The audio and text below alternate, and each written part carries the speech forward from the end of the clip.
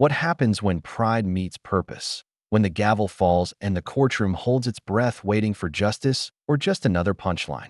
Steven Seagal sits at the defendant's table, black suit wrinkled from too many nights sleeping in borrowed cars, fingers drumming against worn leather. The bailiff calls the case District Court State versus Seagal. Unauthorized practice of law. Judge Elric Thornvale peers down from his mahogany throne, reading glasses perched like a hawk studying prey. The courtroom gallery murmurs, phones already recording, waiting for the show. The viral moment, the fall of another celebrity. Prosecutor Serafina Duskmore rises, her heels clicking against marble briefcase polished to mirror shine, confidence radiating like heat. Your Honor, this case is straightforward. Mr. Seagal has been operating a legal consulting business without proper credentials, misleading vulnerable clients, taking their money, offering false hope. She gestures towards Steven, sitting silent, shoulders squared, not the action hero posture, but something quieter, more deliberate. The defendant claims extensive legal knowledge, but possesses no law degree, passed no bar exam,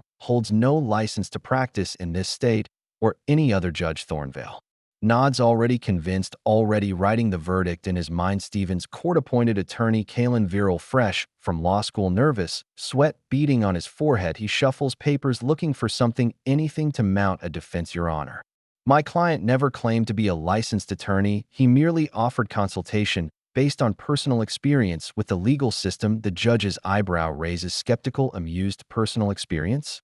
Mr. Seagal's experience consists primarily of action movies and martial arts demonstrations, hardly qualifications for legal practice. Laughter ripples through the gallery, cameras zoom closer, capturing Steven's reaction, but he doesn't flinch, doesn't shrink, just sits there, fingers still. Now against the table, the prosecutor continues laying out her case like cards in a winning hand. Evidence shows Mr. Seagal charged fees, provided legal advice, drafted documents, represented clients in small claims court, all without authorization, all illegal, all punishable by significant fines and potential jail time. The judge leans forward, enjoying the performance, the certain victory over Hollywood arrogance. Steven finally speaks, voice quiet, steady, cutting through the noise. Your Honor, may I address the court? His attorney tugs his sleeve, whispering urgently, but Steven stands anyway. Judge Thornvale waves dismissively by all means. Mr. Seagal, enlighten us with your legal expertise. More laughter, more cameras, more witnesses to what they think will be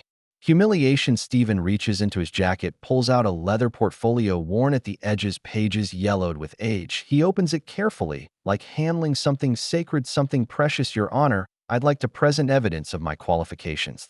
Prosecutor objects, interrupting. Objection. No new evidence was submitted during discovery. Judge Thornvale agrees. Sustained. Mr. Seagal, you cannot introduce surprise documentation. Steven nods. Expected this, prepared for this. I am not introducing evidence. Your Honor, I'm simply requesting permission to explain my background before sentencing. The judge considers, weighing entertainment value against protocol. The gallery leans forward, sensing something shifting in the air, like pressure before a storm. Very well, but keep it brief. We've already heard enough to make our decision. Steven takes a breath, steadies himself, looks directly at the judge. Your Honor, 37 years ago, I graduated summa cum laude from Harvard Law School. Silence drops like a curtain, heavy and complete. I passed the California bar on my first attempt, practiced corporate law for Morrison, Bradshaw and Associates for 3 years. His voice carries now, stronger, more certain. Before I left law to pursue other interests, I specialized in constitutional cases, civil rights litigation, pro bono work for underprivileged communities. The prosecutor's briefcase slides from her fingers, papers scattering across the floor. Judge Thornvale removes his glasses, cleaning them slowly, buying time to process what he's hearing. Steven continues, unfazed by the stunned silence. My law license was voluntarily inactive for decades, but I reactivated it 6 months ago through the State Bar continuing education program. He produces a document from his portfolio, holds it up for the court to see. Current California State Bar license number 847293, issued to Steven Frederick Seagal, in good standing. The courtroom erupts, murmurs becoming shouts, cameras flashing, reporters typing frantically. The prosecutor stands, stumbles over her scattered papers, face flushed, voice cracking. Your Honor, this is impossible. Our investigation showed no law degree, no bar admission, no legal background. Steven's attorney, Kalen Viral, stares in shock, mouth hanging open, realizing his client never needed defending at all. Judge Thornvale pounds his gavel, demanding order. But his authority seems smaller now. Diminished. The man he was ready to mock and sentence just proved himself more qualified than half the attorneys in his courtroom. Stephen sits back down, portfolio closed, waiting patiently for justice, real justice, to unfold. Comment below where you're watching from. This story is just getting started. The gavel echoes but brings no order, only deeper chaos, spreading like wildfire through the packed courtroom. Judge Thornvale's face cycles through emotions: disbelief, embarrassment, anger, settling on something colder than winter. Mr. Seagal, he says slowly, even if your claims prove accurate, you still operated without proper notification to this court's jurisdiction. Stephen stands again, portfolio still in hand, calm as mountain stone. Your Honor, I filed all required paperwork with the clerk's office 14 days ago. He produces another document, crisp white paper, official seals gleaming, interstate practice authorization, signed by Chief Justice Lyra Stormwind, allowing temporary representation of indigent clients in this district. Prosecutor Duskmore scrambles through her files, searching for something she should have found weeks ago. The courtroom gallery buzzes with whispers, phones recording every revelation, every crack in the prosecution's case. A reporter in the back row recognizes the shift, starts live tweeting the unfolding drama. Stephen continues, his voice carrying new authority. Your Honor, may I also present letters of recommendation from 3 sitting judges, 2 Supreme Court clerks, and the Dean of Harvard Law. Each document lands like thunder in the silent courtroom. Judge Thornvale reads quickly, his confidence evaporating with each page. These credentials appear authentic, he admits reluctantly. But Mr. Seagal, why hide this background?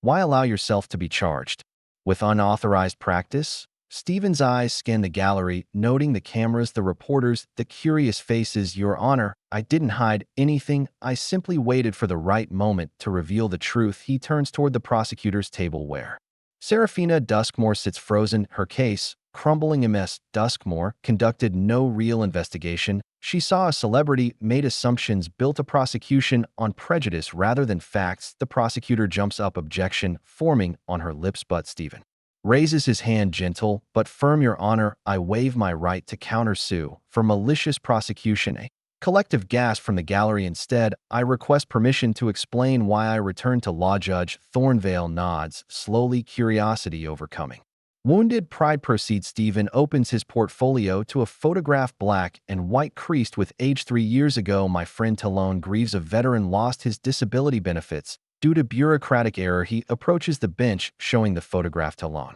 couldn't afford proper representation. The system failed him like it fails thousands of others every day. Stephen's voice grows stronger, more passionate. So I studied, reactivated my license, learned disability law, immigration law, housing rights. The courtroom listens now, not for entertainment, but for truth. I opened a sliding scale practice, charging what people can afford, often charging nothing, because justice shouldn't depend on your bank account. He returns to his table, photograph still visible in his hand.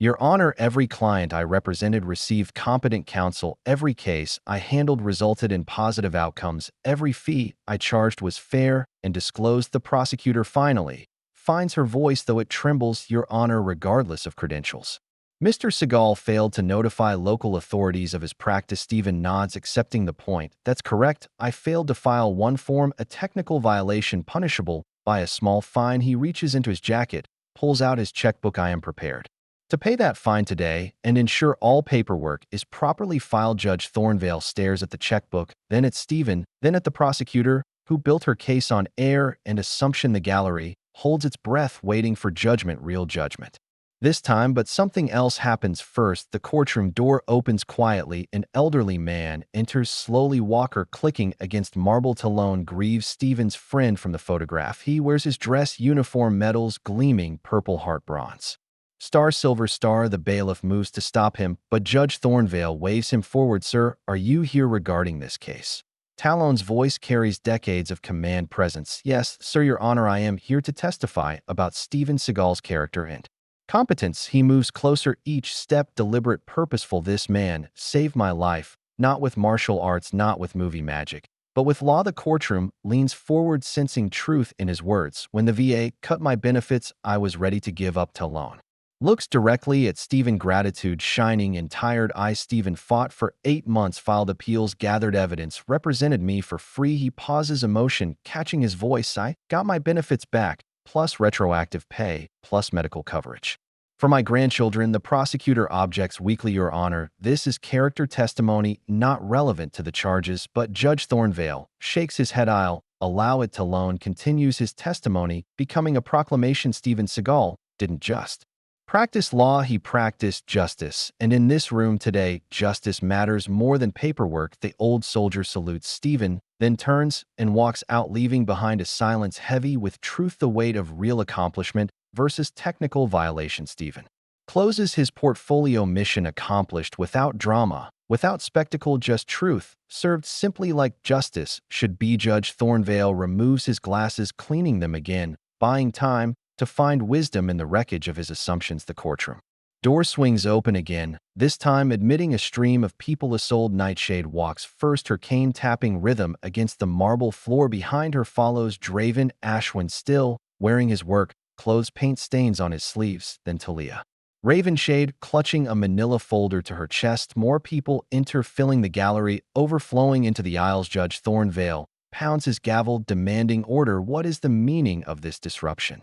Isolde reaches the front, her voice carrying 70 years of strength. Your Honor, we're Steven Seagal's clients. We came to testify. The prosecutor Serafina Duskmore objects frantically. Your Honor, this is highly irregular. No witnesses were called. This is not a trial. But Steven stands, addressing the court. Your Honor, these people traveled hours to be here today. They have a right to speak about their experience with my representation. Judge Thornvale looks at the crowded room, faces young and old, all watching him, waiting for justice. I'll allow brief statements, but keep it orderly. Isolde steps forward, her cane steady, her voice stronger. Your Honor, 6 months ago, my landlord tried to evict me illegally. She opens her purse, pulls out official papers. 83, I live on Social Security.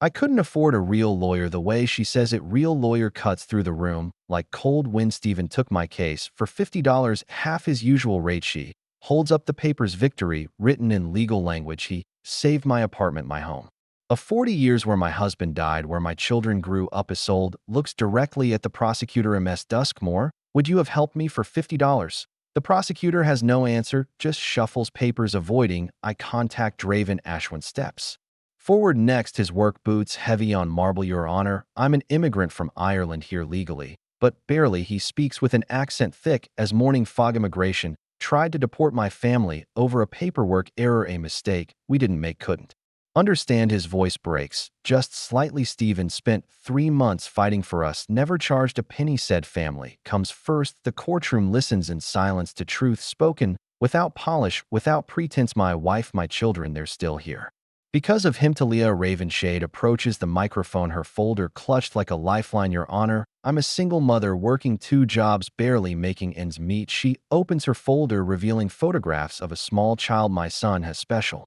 needs. The school district denied him services, said he didn't qualify. Tears form, but don't fall. Steven fought them for 6 months in meetings and hearings and appeals. She holds up an official document. My son now gets the help he needs, speech therapy, occupational therapy, all because Steven wouldn't give up. The judge looks uncomfortable, shifting in his seat. These testimonials, while touching, don't address the technical violations, but more voices rise from the gallery. Corwin Blackthorne calls out from his seat, he saved my house from foreclosure. Celine Emberfall stands up. He got my disability approved after 3 denials. Riven Hollowglen waves papers. He stopped wage garnishment when I couldn't pay medical bills. The testimonies flow like water breaking through a dam, each story a life, saved a family, protected a wrong, made right. Judge Thornvale pounds his gavel, but the voices continue. Mural Windrider, Elias Grimwold, Zuramoonvale, Lucian Darkmere, name after name, case after case, victory after victory, all for people the system forgot. The courts ignored, the lawyers avoided. Steven stands silent, letting their voices tell his story better than any legal argument. Prosecutor Duskmore realizes her mistake too late. She build a case against a man without understanding what he represented. Not celebrity, not arrogance, but hope for people who had none. Justice for those who couldn't afford it. The reporter in the back row stops typing, starts listening, really listening. This isn't the story she came to cover. This is bigger, more important, more true. Judge Thornvale finally restores order, but the damage to his certainty is complete. The technical violation remains, but context changes everything. He looks at Steven, seeing him differently.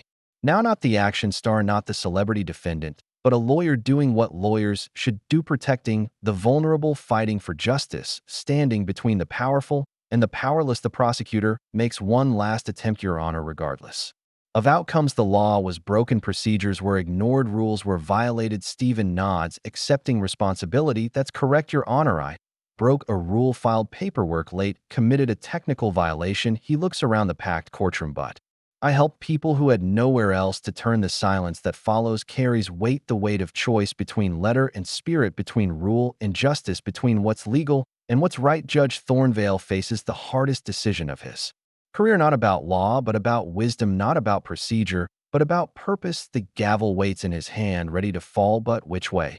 Judge Thornvale sets the gavel down. Without striking, his hands shake, barely visible tremors that speak of inner turmoil. Mr. Seagal, he begins, then stops. The words won't come, not the practiced phrases of judicial authority, not the comfortable distance of legal procedure. Something else struggles to surface, truth, raw and uncomfortable. He looks at the faces in his courtroom. Isolde with her cane draven with paint-stained hands, Talia clutching photos of her special needs son. When did I stop seeing people? The question hangs in the air, unspoken, but felt. Stephen remains standing, patient as stone, waiting for judgment that must come. Prosecutor Duskmore senses the shift, makes one final push. Your Honor, the law is clear. Technical violations carry mandatory fines regardless of intent, regardless of outcome. She's right, legally speaking. Judge Thornvale knows the statute, knows the precedent, knows what he should do, but knowing law and understanding justice are different things. He remembers why he became a judge, not for power, not for prestige, for justice, real justice for real people. Stephen breaks the silence, his voice gentle. Your Honor, I accept responsibility for my violation.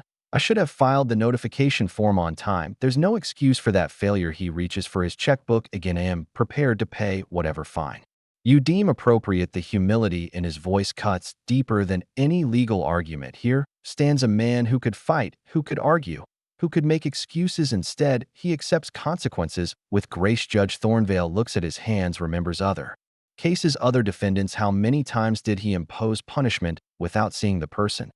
How many technical violations did he prosecute without asking why? The reporter in the back row leans forward, sensing the weight of the moment. This isn't just about Steven Seagal. This is about the entire system, about rules versus results, about procedure versus purpose, about law versus justice. A young court clerk, Brielle Starcrest, whispers to the bailiff, "I never seen the judge like this." The bailiff, Garrick Ironmore, nods silently. 20 years in this courtroom, and he's never questioned himself so publicly. Stephen's attorney, Kalen Viral, finally finds his voice. Your Honor, if I may, we waive the right to appeal whatever sentence you impose. My client simply asks that his work be allowed to continue. The people in this room need legal representation they can afford. Judge Thornvale stands abruptly, his robes rustling in the silence. The court will recess for 10 minutes. He disappears into his chambers, leaving uncertainty thick as fog. The gallery murmurs, speculation rising. What's he thinking? What's he deciding? What precedent will he set? Stephen sits calmly, opening his portfolio to Talon Greaves' photograph. The old soldier stares back, uniform pressed, medals gleaming, a reminder of why this matters. In his chambers, Judge Thornvale stares at his reflection in the window. When did I become the thing I once fought? He remembers his first day fresh from law school, idealistic, determined, going to change the world, make justice accessible, protect the innocent. Somewhere along the way, procedures became more important than people. Rules mattered more than results. He became part of the machine that grinds down the very people he swore to protect. A knock at his door. Come in. His law clerk, Elira Donspire, enters quietly. Sir, there's something you should see. She hands him a tablet showing news coverage. Steven Seagal's courtroom has gone viral, not for entertainment, not for celebrity scandal, but for something else. Comments pour in from around the world, people sharing their own stories of legal systems that failed them, of lawyers too expensive, of justice denied. The hashtag spreading like wildfire. Justice for all. Judge Thornvale reads comment after comment, stories of eviction, disability denied, immigration struggles, worker exploitation, all the cases Stephen took, all the people the system forgot. He hands back the tablet. Mind made up. Elira, please prepare an order. Yes, sir. What kind of order? Judge Thornvale straightens his robes, prepares to return an order that changes everything. The 10 minutes stretch longer, tension building in the courtroom, people shifting, whispering, wondering. Finally, the clerk announces, all rise. Court is in session. The Honorable Judge Elric Thornvale presiding, the judge returns, his face unreadable, authority restored, but something different lurks beneath, something that wasn't there before the recess. He looks directly at Stephen. Mr. Seagal, please stand. Stephen rises, facing judgment, ready for whatever comes. Fine, censure, even jail time. Judge Thornvale picks up his gavel, weighs it in his hand. The courtroom holds its breath, waiting for justice or just another disappointment. The gavel rises, slowly catches courthouse light like a sword about to fall. Judge Thornvale's voice cuts through silence, clear and strong. Mr. Seagal, you stand before this court charged with practicing law without proper notification to local authorities, a technical violation of State Statute 247. 3. The prosecutor straightens, slightly sensing victory within reach. You have admitted to this violation, waived your right to contest the charges. Stephen nods, once accepting fate with quiet dignity. Therefore, this court finds you guilty as charged. A collective intake of breath from the gallery, but Judge Thornvale continues, his voice growing stronger. However, in 32 years on this bench, I have never encountered a case quite like this. He sets down the gavel, stands tall, robes flowing. Mr. Seagal, you violated a procedural rule, but you honored something far more important, the spirit of justice. The courtroom leans forward, sensing a shift in the judicial wind. Your work with indigent clients represents the highest ideals of our legal profession, service to those who cannot afford traditional representation, access to justice for all citizens regardless of economic status. Prosecutor Duskmore objects weakly, your honor sentiment cannot override statute. Judge Thornvale turns to her with steel in his voice. Counselor, you're absolutely right. Sentiment cannot override statute, but wisdom can inform its application. He reaches beneath his bench, produces a leather folder thick with documents. During recess, I researched Mr. Seagal's case history. 47 clients represented in 6 months, victory rate of 91%, average fee $73 compared to local attorney averages of $300 per hour. The mathematics of justice laid bare. Stephen's attorney Kalen Viral watches in amazement as his client receives vindication from an unexpected source. Judge Thornvale continues his analysis. Ms. Duskmore, your office spent 18 months investigating Mr. Seagal, cost to taxpayers approximately $47,000 to prosecute a filing violation, with a maximum fine of $500. The economics don't add up, neither does the justice. The gallery murmurs appreciation, sensing the tide turning toward common sense. But the judge isn't finished. Mr. Seagal, this court hereby sentences you to pay a fine of $100 for the technical violation of late filing, the minimum allowed by statute. Stephen nods, reaches for his checkbook, but Judge Thornvale raises his hand. However, this court also recognizes extraordinary circumstances, your commitment to pro bono work, your service to underrepresented clients, your exemplary case outcomes. Therefore, this court hereby grants you special dispensation to continue practicing in this jurisdiction with one condition. The courtroom goes silent, waiting for the other shoe to drop. You will establish a formal legal clinic operating under court supervision. You will train other attorneys in sliding scale representation. You will create a model for accessible justice that can be replicated across this state. The silence explodes into whispers, then murmurs, then open conversation. This isn't just a sentence, it's a mandate for change. Stephen stands, processing the magnitude of what just happened, not just vindication, but validation of everything he's worked toward. Your honor, he says quietly, I accept these conditions. I welcome the opportunity to expand this work. Judge Thornvale nods approvingly. Furthermore, this court directs the State Bar Association to review current guidelines for pro bono requirements. Too many attorneys pay lip service to serving the poor while focusing solely on profitable clients. The prosecutor sits in stunned silence, her case not just lost, but transformed into something she never intended. A call for systemic reform is sold.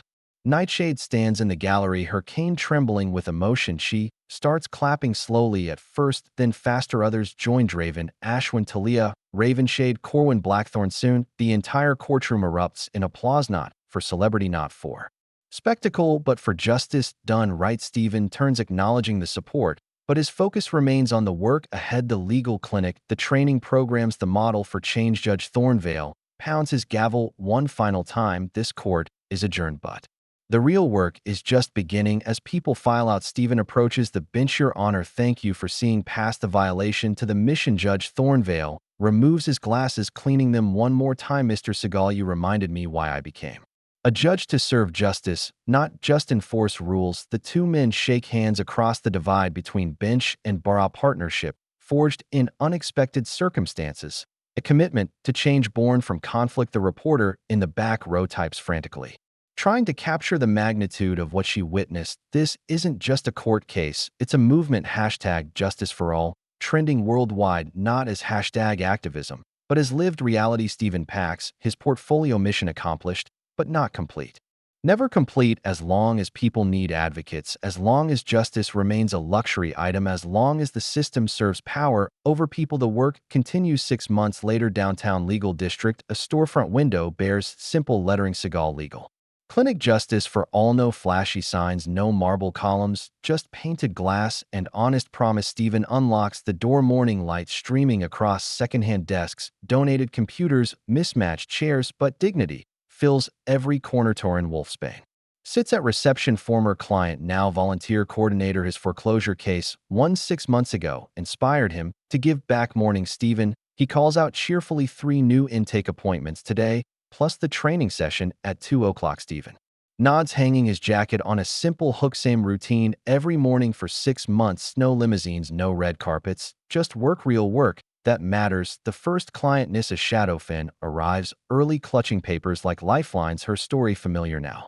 yet always urgent. Disability denied 3 times, appeals exhausted, hope fading. Stephen listens, taking notes on a yellow pad. Not the Hollywood version of lawyering, no dramatic speeches, no courtroom theatrics, just careful attention to human suffering and legal solutions. Ms. Shadowfin, your case has merit. The denial reasoning is clearly flawed. We'll file a federal appeal, challenge the medical evidence standards. Her relief, visible, immediate. How much will this cost? Stephen's answer the same he gives everyone: what can you afford? She opens her purse, counts carefully. $47. That's perfect, he says, meaning it. The morning continues. Oren Steelstride needs help with immigration paperwork. Callista Emberlin faces eviction from her apartment. Each case a life hanging in balance, each victory a family saved, a future secured. At noon, Judge Thornvale arrives unannounced. The partnership, forged in conflict, now strengthened by shared purpose. Stephen, how are things progressing? The judge surveys the modest space, sees past the humble furnishings to the mission being accomplished. Worry, handling approximately 20 new cases per week. Stephen shows him the statistics tracked carefully on a whiteboard. Victory rate maintains at 87% average. Fee $62. Client satisfaction surveys show overwhelming approval. Judge Thornvale nods approvingly. And the training program? Stephen points to a conference room where young attorneys Fenric Bloodrose and Ariana Frostglen review case files. Worry, teaching sliding scale practice to lawyers from 5 counties. They learn client intake, fee negotiation, efficient case management. Most importantly, they learn to see clients as people, not profit centers. The afternoon training session begins at 2:20. Attorneys fill the small room, eager to learn a different way of practicing law. Stephen stands before the group. No podium, no PowerPoint, just truth. The first principle of accessible justice is genuine respect for every client, regardless of what they can pay. They deserve your best effort. Malric Vexmore raises his hand. Young lawyer from corporate firm, how do you make a living with such low fees? Stephen's answer comes from experience, not theory. You make less money, but gain something more valuable: purpose. The room falls silent, considering this radical idea that satisfaction might matter more than salary, that impact could outweigh income. Tesseranitriver, another participant, follows up. What about law school debt? Student loans? Living expenses? Valid concerns. Stephen acknowledges practical barriers to idealistic goals. You don't have to choose between financial survival and service. He explains the hybrid model: half corporate clients paying full rates, half sliding scale cases serving the community. Balance, not extreme sustainability, not sacrifice. The training continues through the afternoon. Case studies, best practices, ethical considerations, but mostly philosophy. The idea that law should serve all people, not just the wealthy. At 5 o'clock, the clinic closes, but Stephen remains behind, reviewing cases, preparing briefs, planning strategy. Caius Thornfell stops by former client, now volunteer. His child custody case resolved favorably 3 months ago. Stephen, there's something you should see. He produces a newspaper folded to the editorial page, editorial titled, "A New Model for Legal Practice." Stephen reads about clinics opening in other states inspired by the courtroom case that went viral. The movement spreading one community at a time, lawyers choosing Service over profit, justice over wealth, people over prestige. The article quotes Judge Thornvale. Steven Seagal reminded us that law is a calling, not just a career. Stephen folds the newspaper satisfied, but not surprised. Change begins with single steps taken by individuals willing to act. The courtroom drama was just the beginning. The real revolution happens quietly in small offices with simple furniture, serving ordinary people with extraordinary dedication. He locks up the clinic. Another day completed, but tomorrow will bring new clients, new challenges, new opportunities to serve justice. The work never ends, neither does the satisfaction of knowing it matters. 1 year later, the phone rings at 6 a.m. Stephen answers, voice clear despite the early hour. Seagal. Legal clinic. The voice on the other end trembles with desperation. Mr. Seagal, my name is Varela Donsworn. I need help. They're trying to take my children. Stephen sits up, instantly alert, pen ready. Tell me everything. The story unfolds like a nightmare. Child Protective Services investigation based on anonymous tip, allegations of neglect, endangerment, unfit parenting. But Varela knows the real reason. Her ex-husband Rowan Ironshade wants custody to avoid child support payments. He has money, expensive lawyers, political connections. She has nothing except love for her children. And now Stephen M.S. Donsworn, where are you now? At the courthouse. The emergency hearing is in 2 hours. I can't afford an attorney. The public defender has 17 cases today. Stephen checks his calendar, already packed with appointments. Cancel everything, he tells. Torn emergency case. The courthouse buzzes with morning activity. Stephen arrives to find Varela sitting alone on a bench, fear written across her face, 2 children beside her, Leora Gravesend, age 8, Soren Nightvale, age 5, both clinging to their mother, sensing danger they don't understand. Across the hallway, Rowan Ironshade confers with his legal team, 3 attorneys, inexpensive suits, briefcases, polished confidence radiating. They notice Stephen approach. Varela whispers, and pointing one attorney, Evelyn Deepmere, approaches Stephen. Mr. Seagal, surely you're not planning to represent Ms. Donsworn. This is family court. Complex custody law requires specialized expertise. Stephen meets her condescending gaze with steel. Have handled custody cases before? Ms. Deepmere laughs dismissively. This isn't small claims court. This is serious litigation. Children's futures at stake. Stephen looks past her to the children holding their mother. Yes, children's futures are at stake. That's exactly why I'm here. The hearing begins. Judge Caleb Sunrath presiding, known for strict adherence to procedure, little patience for unprepared counsel. The opposing team presents their case with polished precision, evidence charts, expert witnesses, psychological evaluations. They paint Varela as unstable, unfit, dangerous. Stephen listens, taking notes, watching the judge's reactions. When his turn comes, he stands slowly. Your Honor, may I approach the bench? Judge Sunrath nods curtly. Mr. Seagal, I trust you're prepared for this proceeding. Stephen produces a thick folder. Your Honor, I've reviewed all documentation, interviewed witnesses, consulted experts, but most importantly, I've spent time with this family. He turns toward the children still sitting with their mother.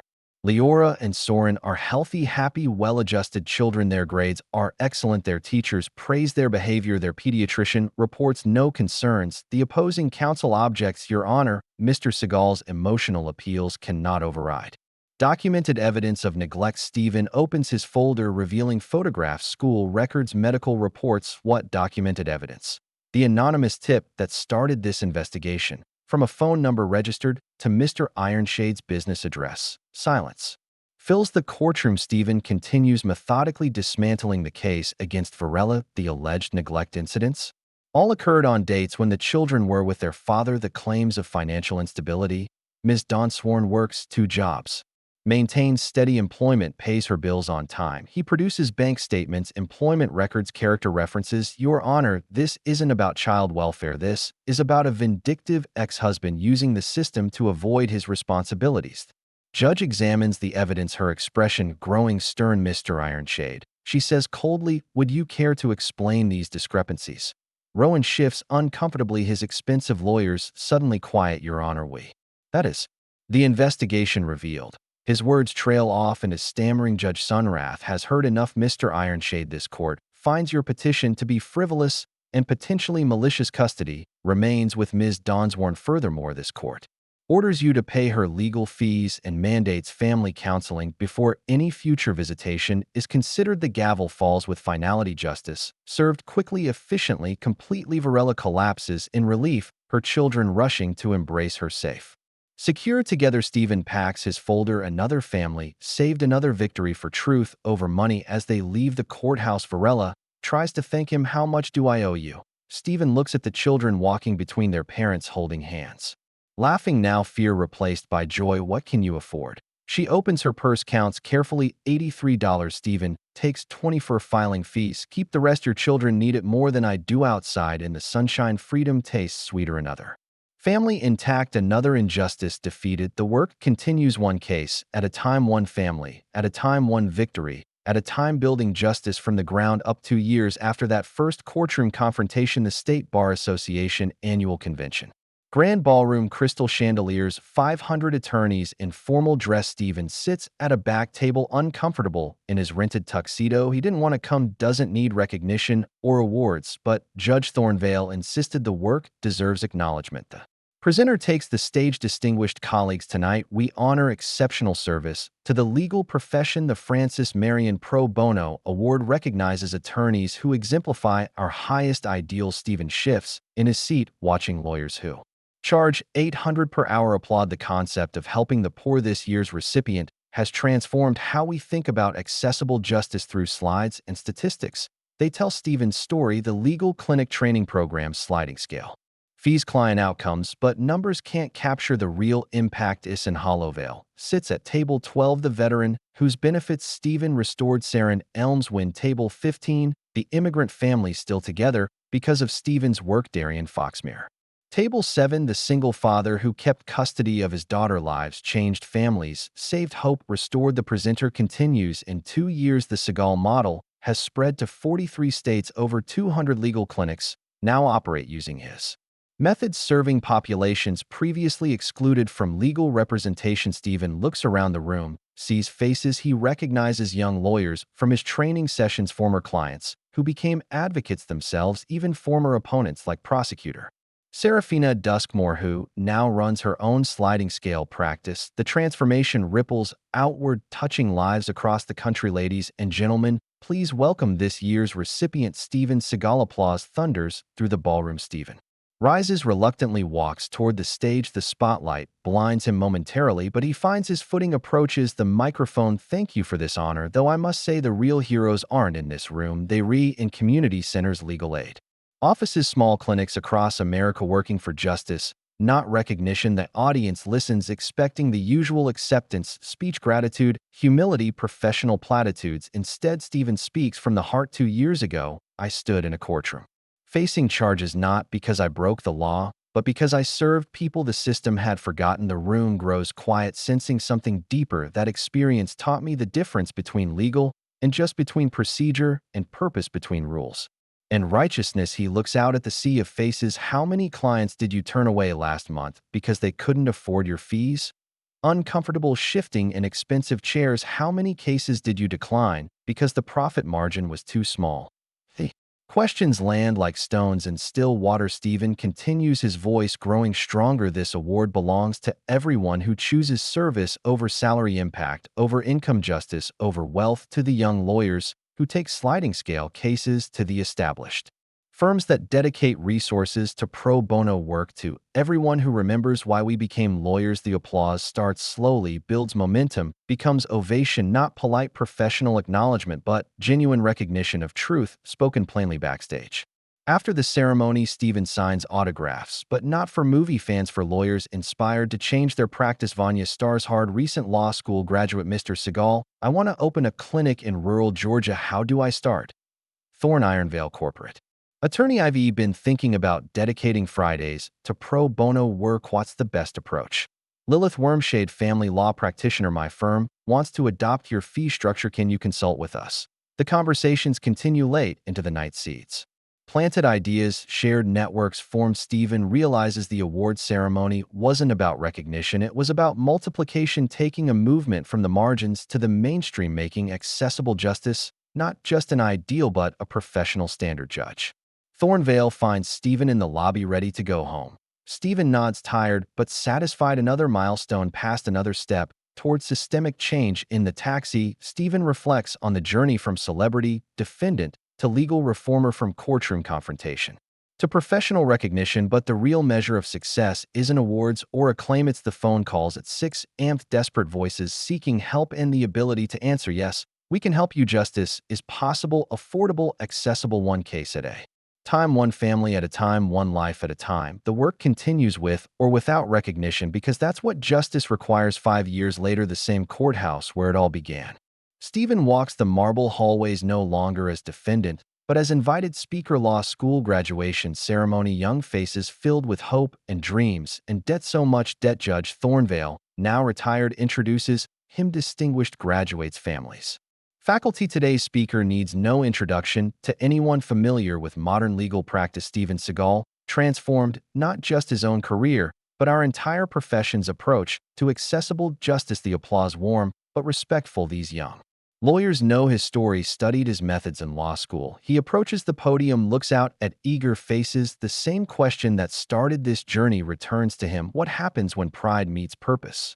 He speaks that question aloud. 5 years ago, I stood in this building facing judgment, not just legal judgment, but moral judgment about what lawyers should be versus what we've become. The graduates leaned forward, sensing something important. You'll leave here with tremendous knowledge, powerful skills, ethical training, but also crushing debt pressure to succeed. Expectations to meet the temptation will be enormous to chase the highest bidder, the biggest firm, the fattest retainer. Stephen pauses, letting truth settle. But I challenge you to remember why you came to law school. Not for money, though money helps, not for prestige, though recognition feels good. You came here because somewhere deep inside you believed in justice, real justice for real people. He tells them about Talon Greaves, the veteran who lost benefits, who inspired everything about Isolde Nightshade, 83 years old, fighting eviction with $50 and determination. About Varela Dawnsworn, protecting her children from a system that favors wealth over truth. These aren't just cases, these are human beings, families, futures, lives hanging in the balance. The audience listens intently,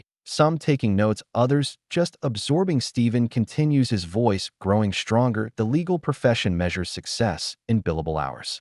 Partnership tracks corporate clients, but real success is measured differently in families kept together, rights protected, wrongs corrected, justice served. He tells them about the clinics, now numbering over 500 across all 50 states, about the thousands of young lawyers choosing service over salary, about judges changing procedures to accommodate pro bono work, about law schools adding courses in accessible justice. The movement that started with one technical violation has become a revolution, but not the dramatic kind Hollywood loves, the quiet kind that changes lives one case at a time. Stephen looks directly at the graduates. You have a choice to make, not today, not next week, but every day for the rest of your career. Every time someone calls seeking help but can't pay full price, every time you see injustice, but it's not profitable to fight, every time the system fails the people it's supposed to protect, what will you choose? The silence that follows carries weight. These young lawyers will shape the future of justice. Their choices will determine whether law remains a privilege of the wealthy or becomes a right for everyone. After the ceremony, graduates approach Stephen, questions about starting clinics, about balancing idealism with reality, about making a difference while making a living. Arinder Marshlight, fresh graduate. Mr. Seagal, I want to help people, but I have student loans, credit card debt, a family to support. How do I reconcile service with survival? Stephen's answer comes from 5 years of experience. You don't have to choose between helping people and helping yourself. The sliding scale works for lawyers. To start small, one pro bono case per month, one reduced fee client per week. Build gradually as your practice grows. Your service can expand. Aries Black Glenn, another graduate, asks about institutional resistance. What if law firms won't support pro bono work? What if judges don't care about access to justice? What if the system resists change? Stephen smiles, remembering his own resistance encountered change never comes easily. Institutions protect themselves. Status quo serves those in power, but persistence overcomes resistance. One voice becomes two, become 10, become hundreds. Eventually, the pressure for change becomes irresistible. As the event winds down, Stephen walks through the courthouse, past the courtroom where Judge Thornvale first questioned his credentials. Now a memorial plaque hangs outside in honor of accessible justice and the courage to serve all citizens equally. The old judge had passed 6 months ago, But his legacy lives on in changed procedures, modified rules, new priorities, in a system slowly bending toward justice. Stephen exits the courthouse into afternoon sunlight. The work continues different. Now larger scale, broader impact, but still fundamentally the same people needing help, lawyers providing it. Justice served. His phone buzzes. Text message from the clinic. Emergency case. Single mother facing eviction. Can you help? Stephen smiles, types back a single word, yes, because that's what lawyers should do. Answer yes. When people need help, answer yes. When justice calls, answer yes. When the system fails and someone must step forward, the sun sets behind the courthouse. Another day ends, another begins. The work never stops, neither does the satisfaction of knowing it matters. What happens when pride meets purpose? Justice, real justice for real people, in real time, one case at a time, one family at a time, one lawyer at a time, building a better system from the ground up, with courage, with compassion, with commitment to the idea that everyone deserves representation, everyone deserves justice, everyone deserves hope. That's the legacy worth building, that's the work worth doing, that's the justice worth serving. If this story moved you, like, share, and subscribe for more inspiring tales of courage, justice, and the power of standing up for what's right.